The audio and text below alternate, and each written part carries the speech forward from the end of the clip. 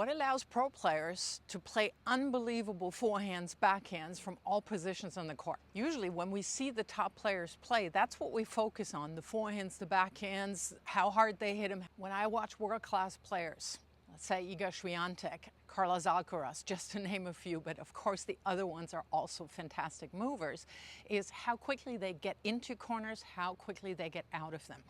And in this video, I'm going to share 3 patterns that are the most common that I think will make a huge difference for your tennis as well. And I'll also add 2 bonus footwork patterns that are a little bit more advanced, probably don't happen as often, but if you want to really fire up your tennis, you will need them. Doesn't matter what level of player you are, there are balls that will push you off the baseline and you will have to back up, and you need to back up quickly. When you're newer to tennis, you're actually going to move back more because you will get higher and deeper balls a whole lot more, and it is still easier to let a ball drop back into your strike zone, and of course you do that by moving back and giving yourself the time and the space to do so. On higher, deeper balls, if you simply backpedal, A, you're not quick enough, and B, you're also going to be completely off balance. And that is where you need the backwards diagonal crossover. I know, a little bit of a mouthful. On my forehand, as a right-hander, I want to pivot, turn on my left foot.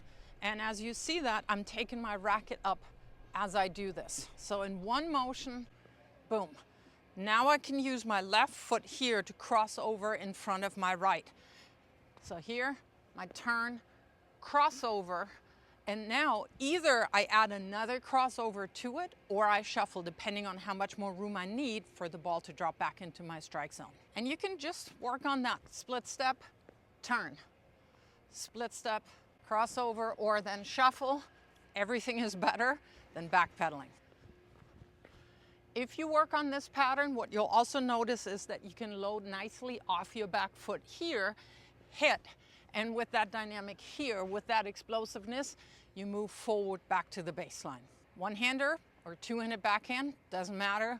Footwork pattern is the exact same. So as a right-hander, I am now pivoting on my right foot and use that to cross over in front of my left.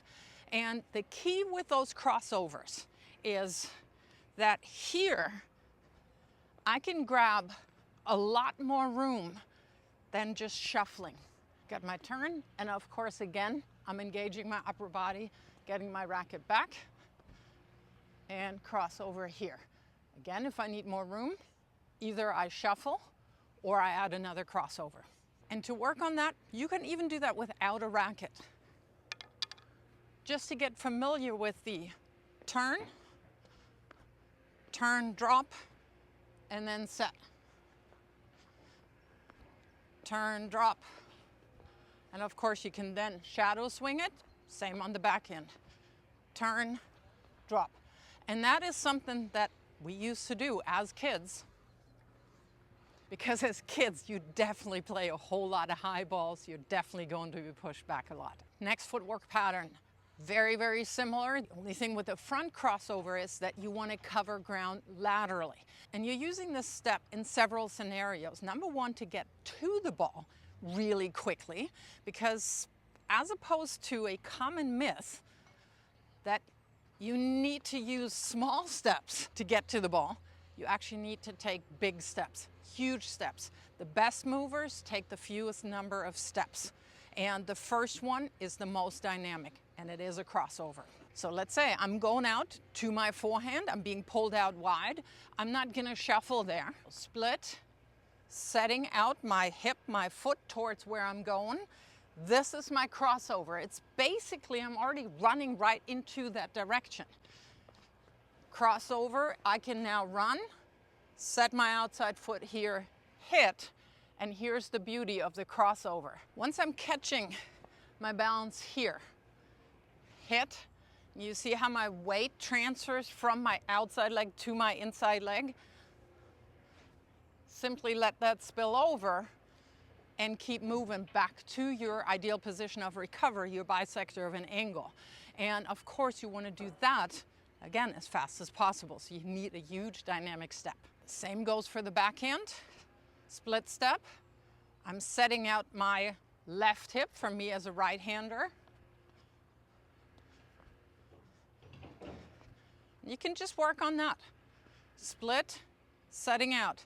Oftentimes you already see that as players come down from their split step, that the left hip and the foot is already set out. But if it's not, I can pivot here ever so slightly, and this is my front crossover.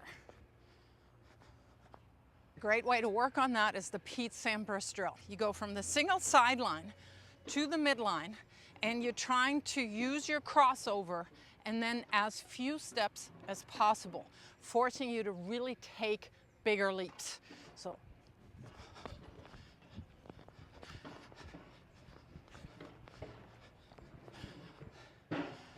and rumor had it that Pete Sampras do this drill with just 2 steps side to side.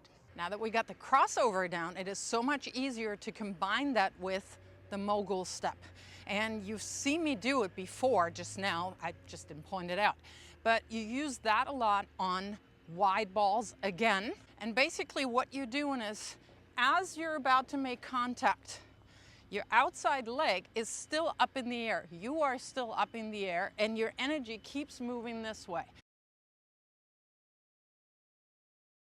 You're landing on that outside leg, you're decelerating there, and what that does then again gives me that load that helps me push back to my ideal spot of recovery. Now personally, as a one-hander, I don't use that mogul step a whole lot on my one-hander when I'm being pushed out, because I do feel a little bit more unstable there, but that is a personal preference. Two-handed backhand players, think Novak Djokovic for instance, do this all the time. In an open stance, landing here, same thing, landing on the outside leg, decelerating, and then pushing back off towards the middle. Personal preference, you do need a lot of strength to do that, and maybe that's the reason why I can't do that anymore. Who knows? The mogul step definitely is one of the patterns that need a little bit more getting used to, and one of the ways that I've found it easier to learn is to simply go behind the alley here and do this. You push off the outside leg. Momentarily, you're in the air with both of your legs. You land on the outside leg, and then you use that immediately to push back again. Now the last 2 footwork patterns are probably a little bit more advanced, and they happen mostly in more defensive situations. A 180-degree turn. When do you use a movement where basically at some point you have the back to the court?